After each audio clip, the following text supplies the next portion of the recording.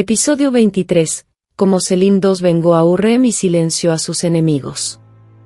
La seda aún estaba tibia. Ese era el detalle que nadie escribió. Ese era el detalle que los cronistas enterraron bajo lenguaje diplomático y proclamas oficiales de duelo. Cuando encontraron el cuerpo del asesor más cercano del príncipe Bayezid desplomado en su cámara privada, 3 días después de que Selim II ascendiera oficialmente al trono otomano, la seda alrededor de su cuello todavía conservaba el calor de unas manos recientes. No fría. No rígida. Tibia.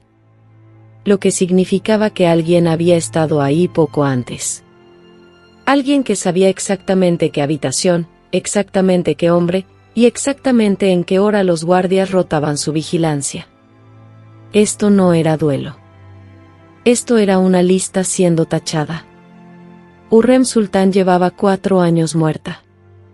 4 años en el mármol frío de su mausoleo junto a la mezquita Suleimaniyye, su nombre grabado en piedra, sus enemigos todavía respirando.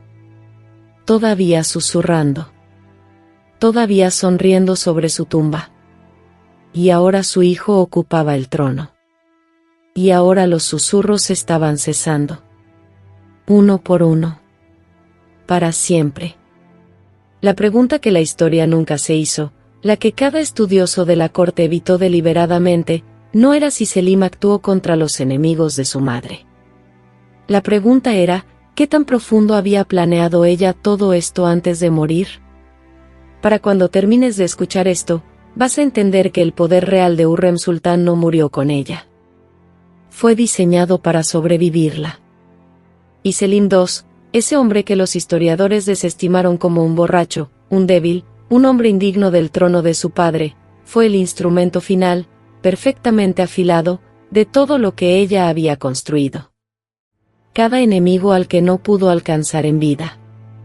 Cada amenaza que había cartografiado pero no pudo eliminar. Cada alianza que se había interpuesto entre sus hijos y el poder absoluto.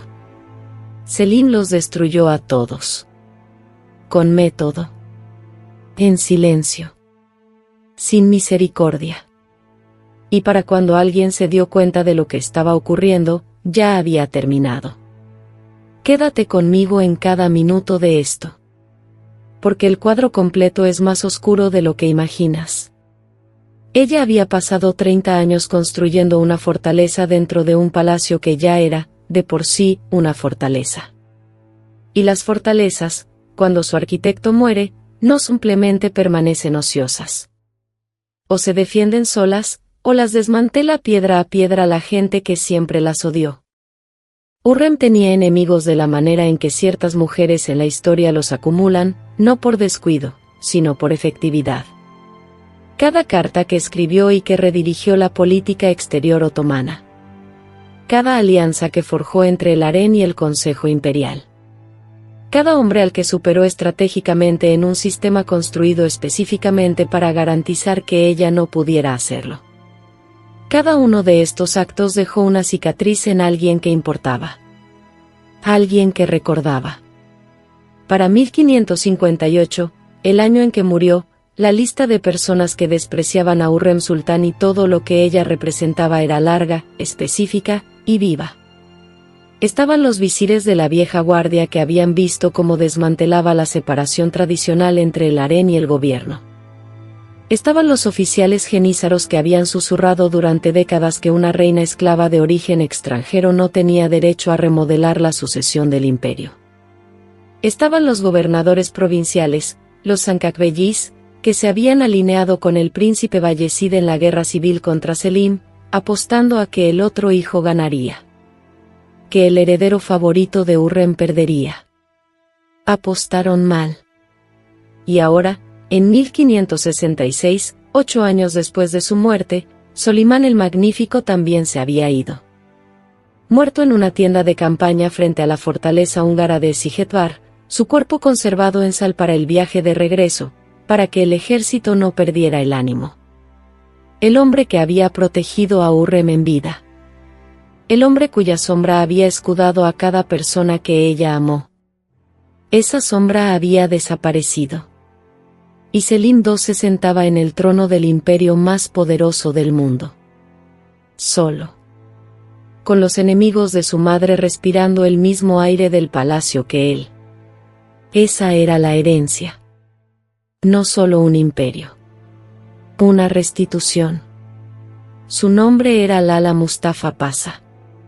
Tenía 61 años en 1566, de cuello grueso, políticamente durable en la manera en que solo los hombres verdaderamente peligrosos son durables, y había pasado la mayor parte de 2 décadas posicionándose cuidadosa y quirúrgicamente en el lado ganador de cada conflicto interno otomano, mientras mantenía suficiente distancia para nunca ser considerado directamente responsable por la destrucción del lado perdedor. Había sido el tutor del príncipe Bayezid. Su Lala. El hombre encargado de moldear a un príncipe hasta convertirlo en gobernante.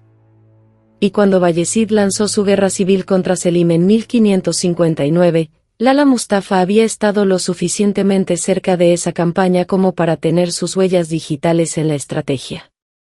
Lo suficientemente cerca para que Hurrem Sultán, observando desde el palacio, leyendo los despachos, comprendiendo exactamente lo que ocurría, lo hubiera marcado. No para eliminación inmediata. Hurrem nunca fue tan tosca. Lo marcó para después. Porque Lala Mustafa tenía un talento. Un talento militar genuino que lo hacía demasiado útil para simplemente destruirlo. Era brillante en el campo de batalla, un hecho que el propio Solimán reconocía incluso cuando estaba furioso con él. Y Hurrem entendía, con la frialdad que definía su arte de gobernar, que no se destruye lo que todavía puede usarse. Lo reencaminaba.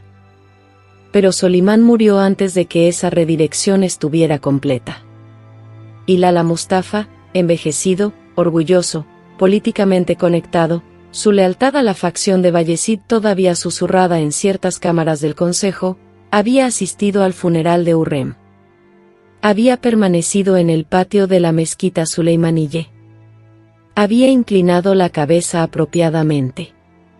Y alguien, parado lo suficientemente cerca para ver su rostro, reportó después que no parecía un hombre asistiendo al funeral de una mujer a quien lamentaba. Parecía un hombre viendo cómo un problema se resolvía solo. Ese reporte llegó a Selim. Ahora. Aquí.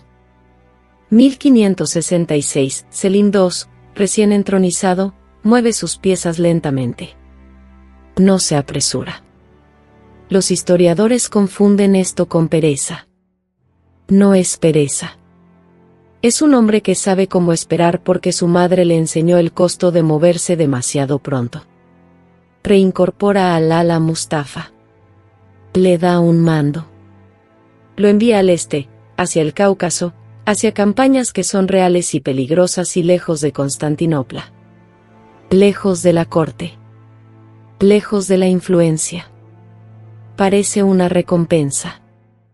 Es un exilio con espada. El Consejo Imperial, el Diván, se reunía 4 días a la semana en la sala de la torre que miraba al segundo patio del Palacio Topkapı.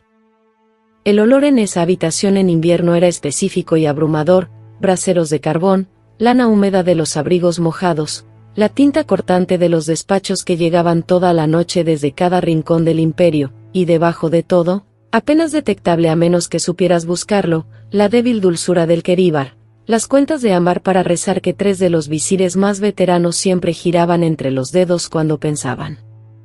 Estos hombres habían servido a Solimán. Habían construido sus bases de poder bajo Solimán. Habían comprendido, a nivel casi biológico, que Solimán era eterno, que el imperio que él representaba era fijo, permanente, un territorio que navegar durante el resto de sus carreras. No habían comprendido a Hurrem Sultán como un sistema político. La habían comprendido como una mujer, peligrosa, sí, influyente, ciertamente, pero en última instancia ligada a un hombre cuya vida terminaría algún día. Después de lo cual el viejo orden se reafirmaría. Estaban equivocados en algo que les costaría específicamente a ellos. El primer nombramiento de gran visir de Selim II fue Sokoyu Mehmed Pasha. Aquí es donde cada historiador se detiene y escribe algo diplomático. Algo sobre la brillantez de Sokoyu, su lealtad, sus décadas de servicio. Todo eso es cierto. Pero hay algo que no escriben con suficiente contundencia. Sokoyu Mehmed Pasha estaba casado con la hija de Selim, la sultana Ismián. Lo que lo convertía en familia. Lo que lo hacía estructuralmente inmune al tipo de presión que los visires de la vieja guardia habían usado históricamente para neutralizar a los grandes visires inconvenientes. Hurrem había querido este matrimonio. Lo había posicionado años antes de su muerte. Había entendido, porque siempre entendía lo institucional antes que lo personal, que el gran visirato necesitaba estar dentro de la familia para que su hijo estuviera seguro. Sokoyu era brillante. Y también era, por diseño, intocable. Lo que significaba que los hombres que habían esperado manejar a Selim de la manera en que a veces habían manejado a Solimán, a través del gran visir, a través del consejo, a través de la lenta erosión burocrática de la voluntad real, no tenían palanca. Las cuentas de Ammar giraban más rápido en esas reuniones del consejo. Y Selim los observaba girar. Había 3 hombres en esa sala del consejo que habían hecho algo específico. Algo que iba más allá de la oposición política. Algo que, si alguna vez salía a la superficie, no se resolvería con un exilio. Se resolvería con un cordón. Y uno de ellos estaba a punto de cometer el error de pensar que Selim no lo sabía. Había estado enferma durante 2 años antes de morir. No la enfermedad suave y apacible de la poesía de la corte otomana. Una enfermedad real, del tipo que roba el peso de tu rostro y lo reemplaza con ángulos, que convierte a una mujer conocida por sus ojos en una mujer que era solo ojos. Había sabido lo que se aproximaba. Lo había sentido llegar con la certeza lenta de una estación cambiando. Y Hurrem Sultán, que había pasado 30 años sobreviviendo en un entorno específicamente diseñado para destruirla, no pasó esos 2 años despidiéndose. Los pasó trabajando. El documento que los historiadores de la corte se negarían más tarde a describir directamente, el que se menciona oblicuamente como una correspondencia privada y ciertos papeles personales, no era una carta única.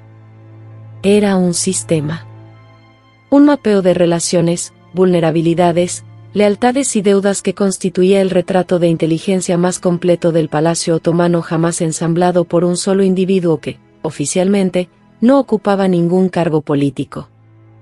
Sabía quién había aceptado sobornos de qué gobernador provincial. Sabía que comandante Genízaro había prometido apoyo a la campaña de Bayezid a cambio de concesiones de tierras que nunca se materializaron. Sabía que funcionario del palacio había interceptado sus cartas 2 veces, y había sustituido versiones alteradas antes de que llegaran a Solimán. Sabía esto porque ella misma lo había permitido, anotando la discrepancia, rastreando la interferencia hasta su fuente con la paciencia de alguien que entiende que la evidencia recopilada en silencio vale infinitamente más que la sospecha expresada públicamente. Se lo dio a Selim. No todo de una vez. No como una dramática revelación en el lecho de muerte, esa era la historia que los poetas contarían después, porque los poetas necesitan que el drama esté concentrado. La realidad fue más lenta y más meticulosa. Durante meses. En fragmentos. Enseñándole no solo los nombres sino la arquitectura. Cómo cada amenaza se conectaba con las demás. Qué relaciones eran estructurales. ¿Cuáles podían eliminarse sin desestabilizar a las otras? ¿Cuáles tenían que manejarse en una secuencia específica para evitar que cualquier eliminación individual alertara al resto? No le estaba dando un arma. Le estaba dando una estrategia. El príncipe Bayezid había muerto antes del presente de esta historia, ejecutado en 1561 en Persia, traicionado por el Satamast, quien vendió la vida del príncipe otomano de regreso a Solimán por un precio que los historiadores todavía discuten. Pero la muerte de Bayezid no puso fin a las consecuencias de su historia. Las multiplicó. porque Bayezid no había huido a Persia solo. Había huido con seguidores. Con hombres que creían en él. Con hombres cuyas carreras, cuyos futuros, cuyas identidades estaban ligadas a su supervivencia y a su eventual triunfo. Cuando Bayezid fue ejecutado, estrangulado por un enviado otomano enviado por su propio padre, en una tienda de campaña en suelo persa, sus 4 jóvenes hijos asesinados junto a él para que no quedara ningún heredero rival, esos seguidores se dispersaron. Algunos desaparecieron en puestos provinciales. Algunos pivotaron sus lealtades con velocidad nauseabunda. Algunos simplemente esperaron. Ayas Pasa el joven, 34 años en 1561, un funcionario administrativo menor que había pasado 3 años en el campamento oriental de Bayezid manejando líneas de suministro, era uno de los que esperaron. Esperó, y sobrevivió, y ascendió lentamente de regreso a los niveles intermedios de la administración imperial. Se convirtió en el tipo de hombre al que nadie mira directamente. Útil. Confiable. Lo suficientemente olvidable como para que se le concediera acceso. Acceso a la correspondencia. Acceso a los registros financieros. Acceso a la infraestructura del palacio que, en manos equivocadas, podía convertirse en una herramienta para financiar silenciosamente el próximo desafío a lo que ocupara el trono. Tenía esposa. Una hija. Una casa cerca del hipódromo con un jardín que cultivaba rosas de 3 colores.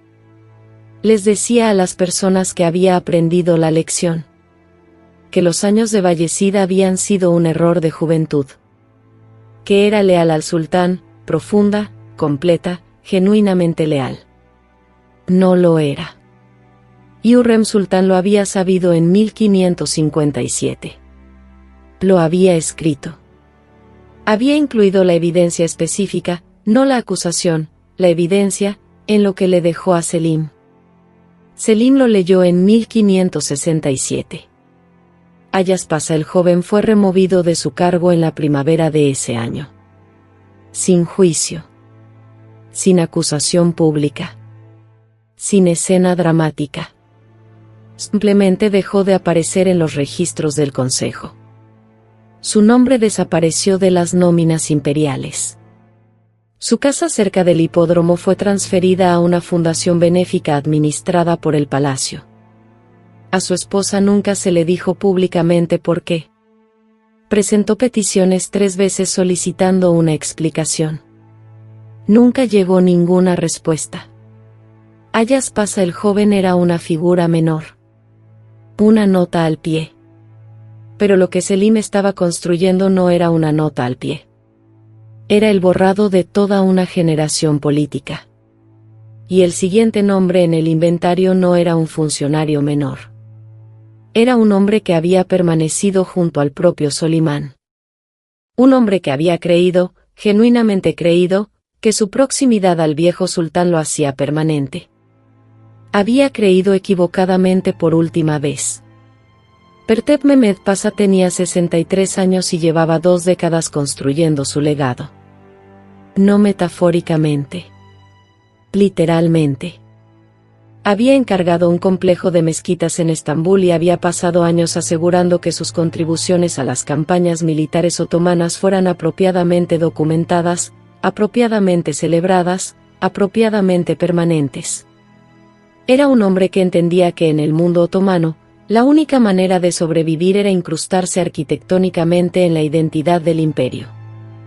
Si tu nombre estaba grabado en mezquitas, si tus fundaciones alimentaban a los pobres, si tu figura aparecía, apropiadamente, tastfelli, en la iconografía de las victorias imperiales, entonces eliminarte se convertía en un acto de vandalismo contra el propio imperio.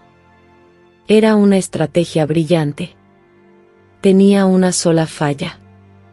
Pertep Mehmed Pasa había sido, durante la crisis de sucesión, lo que diplomáticamente podría describirse como estratégicamente neutral, y lo que honestamente habría que describir como activamente obstructivo a las campañas de Selim contra su hermano. No había apoyado directamente a Bayezid. Era demasiado cuidadoso para eso. pero había usado su influencia sobre el enrutamiento de suministros, sobre la inteligencia militar que llegaba al Consejo Imperial, para frenar el impulso de Selim en momentos críticos. Había escrito evaluaciones que ponían en duda a los comandantes de Selim.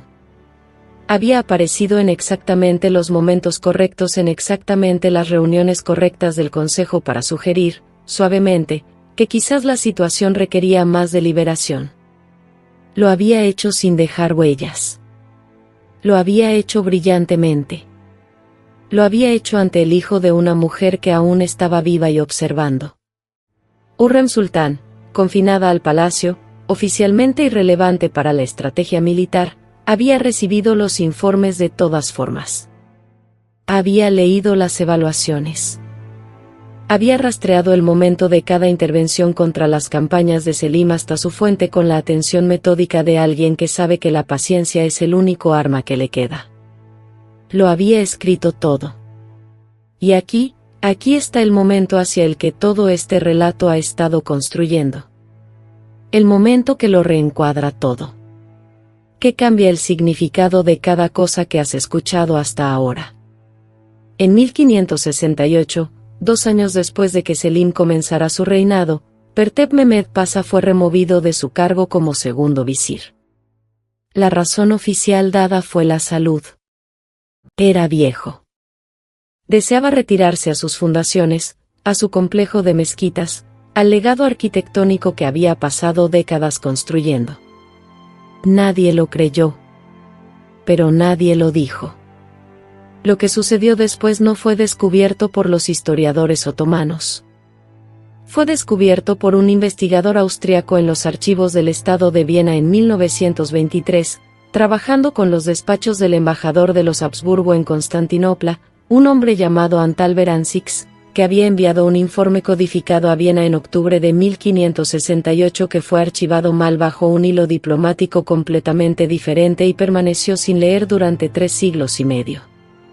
El informe describía, en el lenguaje circunspecto y cuidadoso de un diplomático que entendía que poner ciertas cosas directamente sobre el papel era peligroso, una conversación que había presenciado entre 2 funcionarios otomanos de alto rango en un jardín fuera de los muros del palacio. Uno de ellos había hecho referencia, en voz baja, a un documento que describió como el inventario de deudas de la Aseki. La Aseki. El título formal de Hurrem Sultán. El documento existía. Los Habsburgos sabían que existía. Beranzix describió su contenido general con suficiente especificidad para confirmar que nombraba individuos, describía sus acciones con detalle evidencial, y había sido encomendado al conocimiento privado del sultán, lo que significaba que Selim lo tenía. Todo lo que Pertep Mehmed Pasha había hecho en las sombras. Todo lo que había ocultado cuidadosamente. Todo lo que había creído que no tenía testigos. Ella lo había visto. Lo había escrito. Se lo había dado a su hijo. Y ahora su hijo lo estaba usando. Pertep Mehmed Pasha se retiró a su complejo de mezquitas. Murió allí 14 meses después. El registro histórico no especifica la causa. Solo dice que murió, que su funeral recibió la atención apropiada, y que sus fundaciones continuaron tal como él las había dispuesto. Pero 14 meses. Para un hombre que había pasado años construyendo permanencia arquitectónica, que había incrustado su nombre en la identidad pétrea del imperio, que había luchado toda su carrera contra la impermanencia, 14 meses de retiro y luego silencio. Las rosas de su jardín ese otoño eran del color equivocado. Tenía 17 años y llevaba 8 meses en el palacio cuando ocurrió. Su nombre en los registros del harén era Fatma Hatun. Había llegado de una casa provincial, un regalo de un gobernador balcánico, sin significado político y sin patrón poderoso. No era hermosa en la manera en que las mujeres famosas del harén eran hermosas. Era algo más específico, era observadora. Poseía esa cualidad, rara, peligrosa, salvadora de vidas en ese entorno, de leer una habitación antes de que cualquiera en ella hubiera decidido qué tipo de habitación era. En el invierno de 1567, Fatma Hatun observó lo siguiente. 3 khans de alto rango, mujeres del palacio con décadas de estatus acumulado, dejaron de hablar durante las comidas comunales. No entre ellas. Con nadie. Se movían por los corredores del harén con la deliberación cuidadosa de personas que habían comprendido, demasiado tarde, que algo que habían hecho años atrás había sido recordado por alguien a quien habían subestimado. Una de ellas había sido, en 1556, una aliada cercana de una Aseki, una consorte real, que había amenazado brevemente la posición de Hurrem Sultán durante un periodo de ausencia militar de Solimán. La alianza había terminado mal para la otra Aseki. Pero esta mujer había sobrevivido. Había recalibrado. Se había posicionado como neutral. No era neutral. Hurrem había sabido que no era neutral. Ahora comía sus comidas en silencio completo y no miraba a nadie. Fatma Hatun no escribió nada de esto, no era letrada en el sentido formal, y los documentos de mujeres del harén de su rango casi nunca sobrevivían de todos modos. Pero se lo contó a alguien. Como siempre hacían las mujeres del palacio.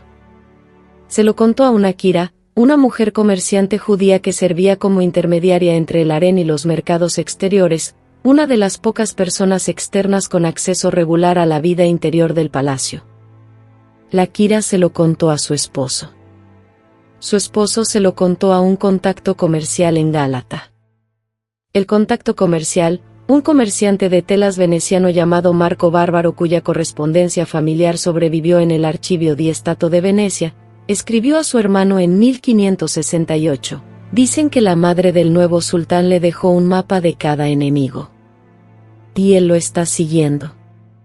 Habitación por habitación. Habitación por habitación. Y había una persona, una sola persona específica, que no observaba desde afuera. Que no leía sobre esto en informes de segunda mano. Que estaba dentro del palacio. Que había estado dentro del palacio desde que Hurrem vivía. Que quizás había ayudado a construir el inventario ella misma. Y que en 1568 estaba a punto de convertirse en la persona más peligrosa de Constantinopla, por razones que no tenían nada que ver con su cargo oficial. Era veneciana de nacimiento, aunque la habrían castigado por decirlo públicamente. Su nombre en el palacio era Nurbanu Sultán. Era la consorte principal de Selim II, la madre de su eventual sucesor, y había pasado 15 años en la órbita de Hurrem Sultán aprendiendo, absorbiendo, estudiando la manera en que uno estudia a un maestro cuyos métodos planea heredar. Nurbanu no era Hurrem. Era algo diferente, más cautelosa donde Hurrem era audaz, más paciente donde Hurrem era estratégica, más interesada en acumular la apariencia de no estar involucrada mientras mantenía una total involucración real. Era, en el lenguaje de la política del palacio, un segundo sistema. Una red paralela que operaba junto a las acciones formales de Selim sin estar visiblemente conectada a ellas. Los historiadores debaten en cuanto influyó Nurbanu en las depuraciones del reinado de Selim. El debate se pierde lo esencial. La pregunta no es la influencia. La pregunta es la arquitectura. Hurrem había construido los cimientos. Nurbanu mantenía los muros. Y las mujeres que se habían alineado contra Hurrem en los años anteriores a su muerte, mujeres que habían sobrevivido siendo pequeñas y cuidadosas e invisibles estratégicamente, estaban descubriendo ahora que la invisibilidad solo funciona cuando nadie ya ha escrito tu nombre. Había una mujer en el harén conocida en los registros únicamente como la Hatun circasiana, un descriptor en lugar de un nombre, lo cual ya te dice algo sobre cuán completamente había sido borrada de la historia oficial. Había estado, alrededor de 1554, involucrada en la interceptación y alteración parcial de una carta entre Hurrem y Solimán. No la falsificadora, no tenía el acceso ni la habilidad para eso, sino una facilitadora. Una persona que había abierto una puerta, metafóricamente, para que alguien más entrara. El alguien más ya se había ido. La que sostuvo la puerta quedó. En 1569, La Atún circasiana fue transferida a una casa provincial, una asignación tarra que se usaba para mujeres del palacio cuya presencia en la capital ya no era deseable. La razón oficial fue petición personal. Había pedido irse. No había pedido irse. Fue borrada tan silenciosamente que su remoción no aparece en las crónicas otomanas primarias en absoluto. Aparece en una sola entrada de un libro mayor, una transferencia de estipendio anual de una cuenta de Constantinopla a una provincial. Una nota a pie de página contable. El susurro administrativo de una vida siendo sacada de la narrativa. Habitación por habitación. Nombre por nombre. Línea de registro por línea de registro. Los genízaros lo sabían. No específicamente, no tenían acceso a documentos de inventario ni a despachos de los Habsburgo ni a cartas de comerciantes venecianos. Pero los genízaros eran el sistema nervioso central del Imperio Otomano, y los sistemas nerviosos centrales sienten la presión antes de entender su fuente. En 1568, Selim II hizo una serie de nombramientos genízaros que parecían, en la superficie, de rutina. Rotación regular de comandantes de unidades. Reasignación de AAs veteranos a diferentes puestos. El metabolismo administrativo ordinario de un gran ejército permanente. No era de rutina. Cada nombramiento movió. Cada reasignación transfirió. Cada rotación desplazó a un individuo específico de una posición que requería proximidad a Estambul, proximidad a la corte, a la tesorería, a las puertas del palacio, y lo reemplazó con hombres cuyas cadenas de lealtad corrían a través de Sokoyu Mehmed Pasha, a través del Gran Visirato, y en última instancia de regreso al trono. Los hombres siendo movidos no eran acusados de nada. No eran arrestados. No eran públicamente asociados con la facción de Bayezid. Simplemente eran movidos. Recibían mandos que eran reales y serios y lejanos. Eran enviados a Hungría, a Yemen, a la frontera persa. Enviados a lugares donde su competencia era genuinamente útil y su proximidad a Constantinopla era genuinamente imposible.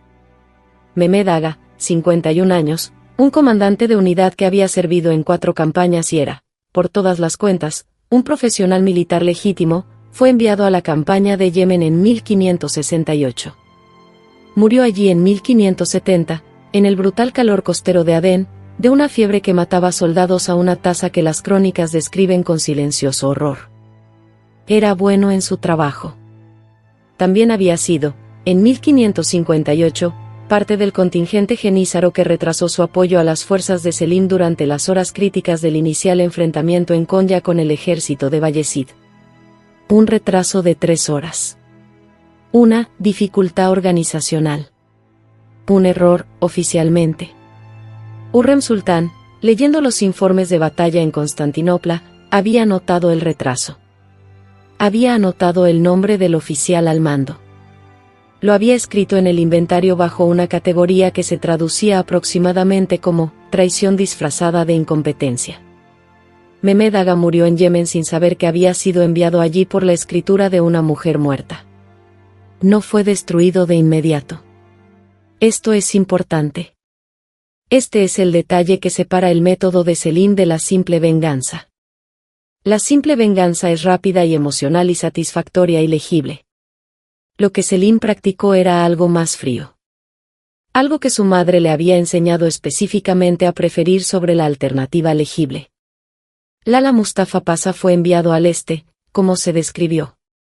Recibió mandos reales. Libró batallas reales. En Chipre, en 1570 y 1571, comandó las fuerzas otomanas que tomaron la isla de Venecia, una de las campañas militares más significativas del siglo XVI, una conquista que resonaría en la historia mediterránea durante generaciones. ¿Es eso justicia? ¿Es tiranía? Hay diferencia, cuando las personas que son blancos son culpables y el proceso que se usa es la maquinaria legítima del Estado y la persona que lo dirige ha estado muerta 4 años. Habitación por habitación, escribió el comerciante veneciano. Habitación por habitación. Hasta que cada habitación fue despejada. hasta que el palacio diseñado para silenciarla guardó solo el eco de todo lo que ella había dicho. Esa pregunta, justicia o tiranía, poder o paranoia, protección o persecución, no tiene una respuesta limpia. Nunca la tuvo. Vive en el espacio entre lo que Hurrem Sultán experimentó y lo que eligió hacer al respecto. Entre la violencia que le fue infligida en su propia vida y la violencia que ella arquitectó para quienes amenazaron la vida de sus hijos. Entre el sistema que la creó y el sistema que ella rediseñó desde adentro. La historia no resuelve esa pregunta. La historia simplemente añade más nombres al inventario. Si tienes la lista real, con evidencia, con nombres, con la documentación precisa de cada persona que intentó destruir a tus hijos, y el poder para actuar sobre ella, ¿lo harías? ¿Y lo llamarías justicia? ¿O lo llamarías por su nombre real, y entenderías, finalmente, lo que Hurrem Sultán comprendió desde el principio? Que los dos han sido siempre, en todo imperio, en todo siglo, en todo palacio construido sobre poder y silencio y la paciencia de los borrados. Exactamente la misma cosa. Si llegaste hasta aquí, si te quedaste 35 minutos con la historia de 500 años de una mujer muerta y una lista que quizás nadie puede confirmar que existió, entonces ya sabes por qué esta historia importa. El Palacio Otomano produjo más inteligencia política femenina documentada que casi cualquier corte europea contemporánea del mismo periodo. No porque se les diera poder a las mujeres otomanas. No se les dio. Sino porque las restricciones específicas del sistema que navegaban forzaron el desarrollo de un tipo de sofisticación política que las estructuras de poder formales no requieren ni producen. Hurrem Sultán no fue la última. Nurbanu Sultán construyó sobre lo que ella dejó. Safiye Sultán después de ella. Kosem Sultán después de esa. Cada una operando a la sombra de la anterior.